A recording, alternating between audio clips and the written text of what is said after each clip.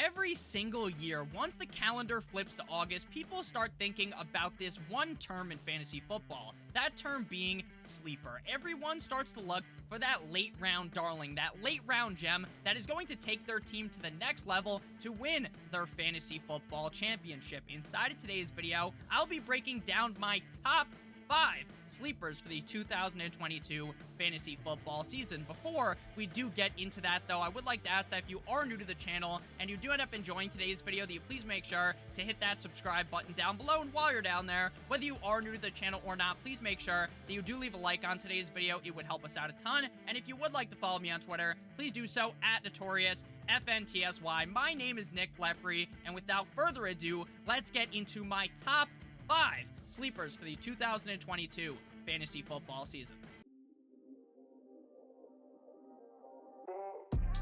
We begin at number 5 with the player going earliest in drafts right now. That is Tyler Boyd, wide receiver of the Cincinnati Bengals. Current ADP on Underdog Fantasy, wide receiver 51 at pick 109.6. In 2021, playing in 16 total games, he finished as the wide receiver 31 in half PPR and the wide receiver number 37 in half PPR points per game, having 94 targets, 5.9 per game, 38th at wide receiver, 67 receptions, 4.2 per game, 31st, 828 receiving yards, 51.8 per game, 34th, and 5 total touchdowns, 33rd at the wide receiver position. Now, we all understand the pecking order of this Cincinnati Bengals offense. The number 1, or almost the 1A and 1B on this team, are Ja'Marr Chase and T. Higgins. Those are the clear leaders in the target category on the team.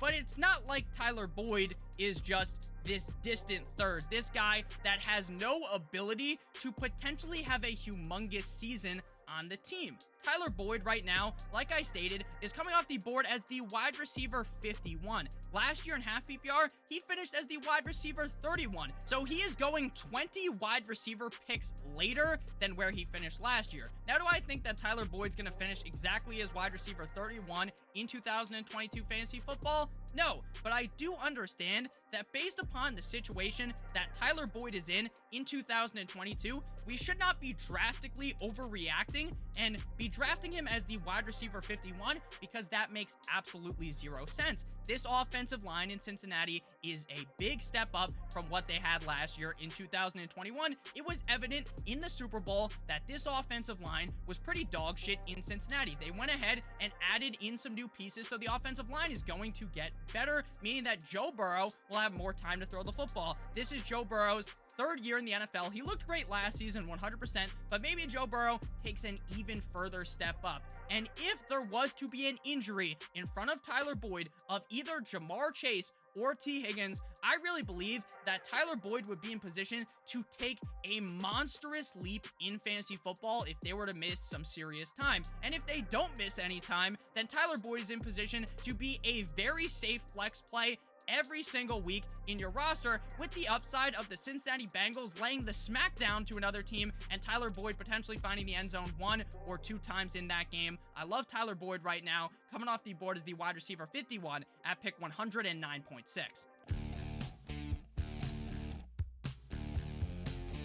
Next up, we move to number 4, DeVante Parker, wide receiver of the New England Patriots. Current ADP wide receiver 59 at pick 130.1 on Underdog Fantasy. In 2021, on the Miami Dolphins playing in 10 games, Parker finished as the wide receiver 69 in half PPR, very nice, finishing as the wide receiver 46 in half PPR points per game, tied with Van Jefferson, Brandon Ayuk, and Quintez Cephas, having 73 targets, 7.3 per game, 51st at wide receiver, 40 receptions, 4.0 per game, 65th, 515 receiving yards, 51.5 per game, 65th, and 2 total touchdowns, 79th at wide receiver.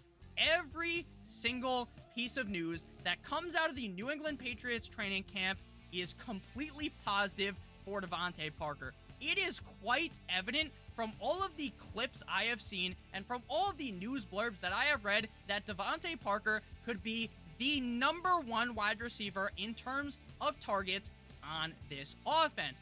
Parker is a bigger-bodied wide receiver, which is kind of what I imagine the team thought they were getting when they drafted N'Keal Harry a couple of years ago. Obviously, we know things didn't work out with N'Keal Harry, but things could certainly work out for DeVante Parker, who ranked 4th in contested catches since 2017, 12th in overall grade against single coverage since 2019.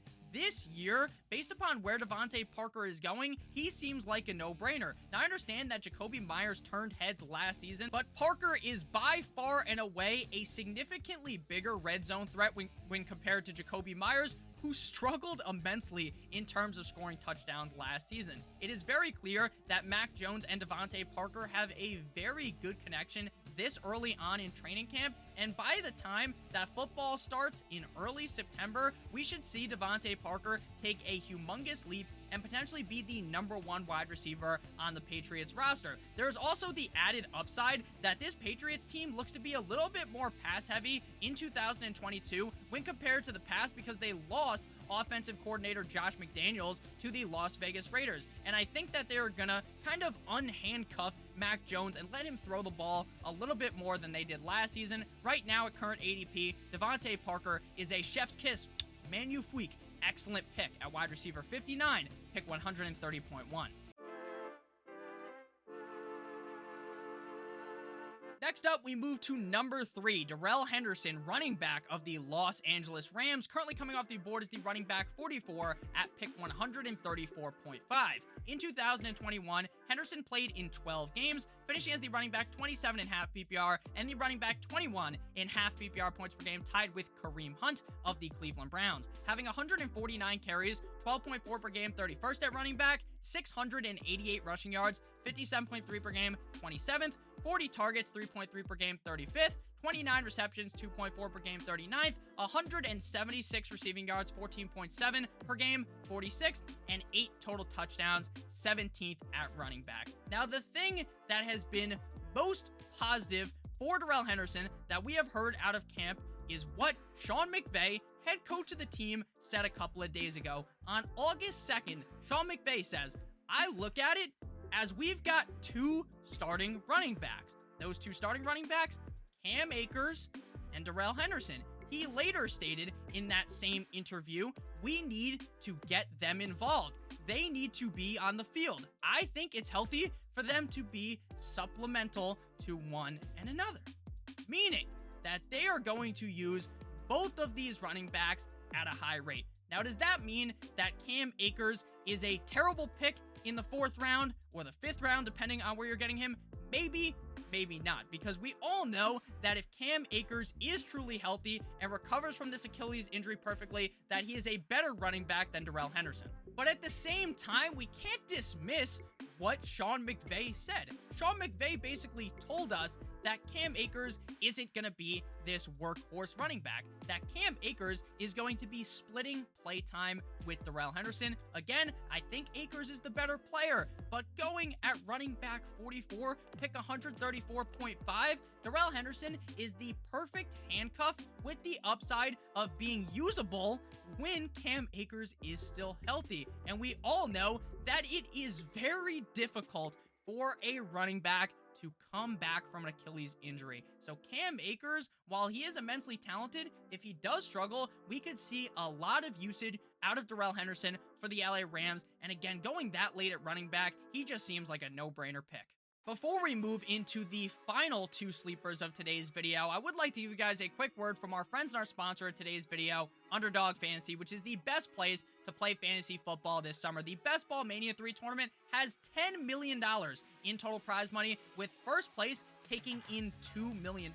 They recently also added in the Puppy 3 tournament with a $1 million prize pool, only $5 to enter. All you got to do is draft your team, and that's it. You don't have to worry about doing a million waivers on Tuesday night. You don't have to worry about calling up your buddy Jim to try to make a trade with him. You don't have to worry about any of that, because there's no trades, there's no waivers, and no in-season management. Underdog will give you the best score at the end of each week of the season with the players you have drafted, so you don't even have to worry about setting your lineup early in the morning on Sunday while you're taking a dump. Last year's Best Ball Mania champion drafted their team in June, so there is no need to wait, and you should be drafting your teams on Underdog Fantasy right now. If you click on the link down below in the video description or use promo code Stokastic, STOKASTIC, you'll receive a first match deposit bonus of up to $100 with Underdog. and you will receive our Best Ball draft kit for 100% free. That's a combined $170 of value with a first-time deposit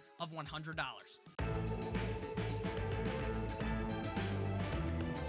Back on into the video, we move to my number 2 sleeper, Parris Campbell, wide receiver of the Indianapolis Colts. Current ADP wide receiver 75 on Underdog Fantasy, pick 170.1. In 2021, Parris Campbell played in 6 games. He missed week number 2 with an abdominal strain that was caused in week number 1, and then he missed week 7 through 17 with a foot injury. And when you only play in 6 games, you're probably not going to finish very high, right? Wide receiver, 138.5 PPR. Wide receiver, 100.5 PPR points per game. He had 20 targets, 3.3 per game, 140th. 10 receptions, 1.7 per game, 143rd. 162 receiving yards, 27 per game, 135th. And 1 total touchdown, 108th. But what you don't want to do is just stare at those stats from last year and just say that's exactly what he's going to do next year. He's going to get 3.3 targets per game, 1.7 receptions. That is not going to happen. That number is definitely going to be higher in 2022 as long as Parris Campbell can stay healthy. NFL reporter Stephen Holder of ESPN has stated that Parris Campbell is the clear number 2 target in this offense behind potential third-year breakout Michael Pittman. Buzz out of camp is also talking about how Matt Ryan and Parris Campbell have a pristine, excellent connection together, and that excellent connection, 5G LTE, dates all the way back to OTAs a couple of months ago. So this connection is not brand new. They've had a great connection dating all the way back to a couple of months ago. And I also want to note that I like rookie Alec Pierce, wide receiver, on the same team who goes in a similar range.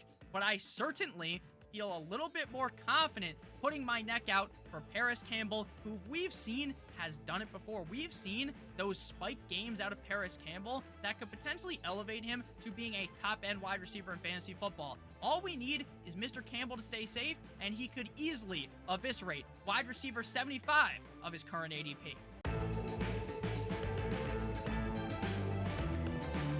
My final player to discuss in this video, my number 1 sleeper, Hayden Hurst, tight end of the Cincinnati Bengals, ADP, tight end 23 at pick 178.7. Hayden Hurst is basically going unfucking draft. In 2021, in Atlanta, the stats aren't mouthwatering. The stats aren't amazing, kind of like what we just talked about with Parris Campbell. 13 games played for Hayden Hurst, tight end 39.5 PPR, tight end 37.5 PPR points per game. He had 31 targets, 2.4 per game, 44th, 26 receptions, 2.0 per game, 37th, 221 receiving yards, 17.0 per game, 43rd, and 3 total touchdowns, 21st at tight end. Hurst has had plenty of hype so far through training camp. Hayden Hurst himself stated a couple of days ago that this is the most comfortable he has been yet in the NFL. He also says that it's really the coaching staff that sees what he's able to do, and that the coaching staff heavily believes in him. His teammate, Tyler Boyd, who we talked about a little bit earlier, nice connection there, he says that I was shocked how smooth Hayden Hurst, was when getting in and out of his breaks. Once he gets fundamentally sound in this offense, I think that we are going to see him explode. Now, have we seen players giving their other players some nice fluff up before? Yes. Has it always worked out?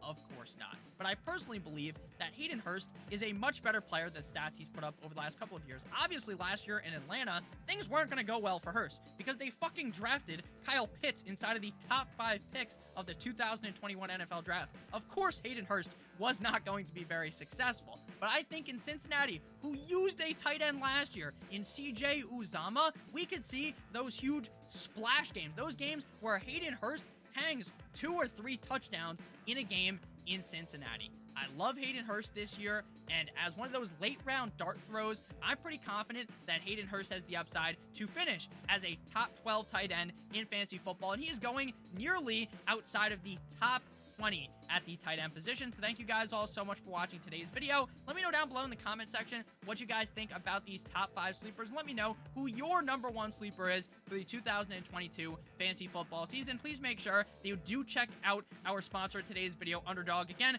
promo code Stokastic, or just click on the link in the video description down below, and you can get that first match deposit bonus of up to $100 with Underdog, and you'll be receiving our best ball draft kit for 100% free. That's a combined $170 of value with a first-time deposit of $100. Make sure you guys check that out. I love you all. Hope you have a great rest of your guys' day, and as always, goodbye.